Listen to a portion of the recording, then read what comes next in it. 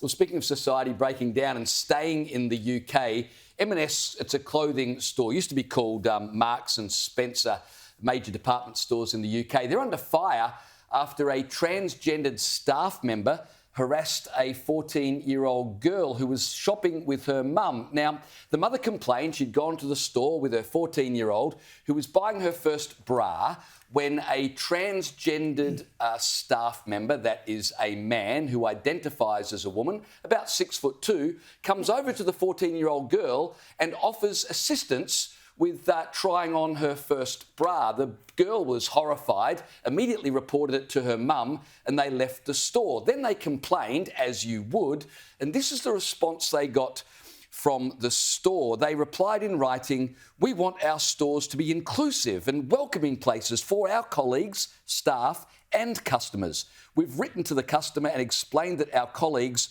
typically work across all departments in our stores, and customers can always ask to speak to the colleague they feel most comfortable with," except that it was the transgendered staff member approaching the 14-year-old girl, not the girl picking and choosing or having a lack of choice as to who served her. JK Rowling, the Harry Potter author, has taken this up, and she has posted on social media, "It's time for women to vote with their wallets.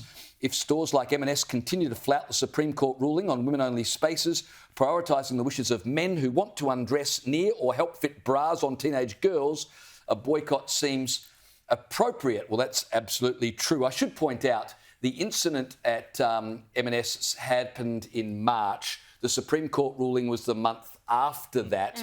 So there is that factor. But the department store's response to the mother is entirely unsatisfactory. There wasn't an apology. There wasn't an acknowledgement that this was not only wrong, it was gross and completely inappropriate. It was just this language of, well, we're all about inclusion and we're all about welcoming. Inclusion would have to be the most overdone word in Western culture right now. And it's used to cover a multitude of sins. I know, and from a legal standpoint, there's probably a question over whether a bra section of a department store is actually a women's only space. But putting that to one side, you would think just as a matter of business, you would... No, you say that. Who else would go to that? Well, is there a law saying that a man can't walk through the bra section of a department store? So I'm just saying on a legal sense... It's a law of common sense. But in a legal sense, if you took it to court, I don't think you'd get away with that as it being an issue.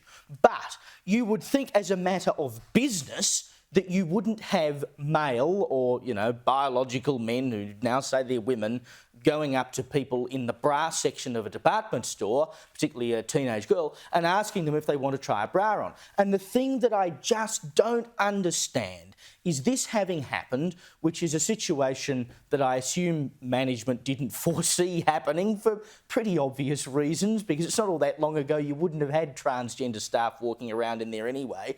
But having now had that experience and a complaint being made, that they don't just turn around and say, yes, we understand what the problem is. Henceforth, we will advise male staff and transgender staff who are biological men not to work in the bra section of the shop. I mean, how obvious is that stuff? But they can't do it because they are slaves to the diversity agenda.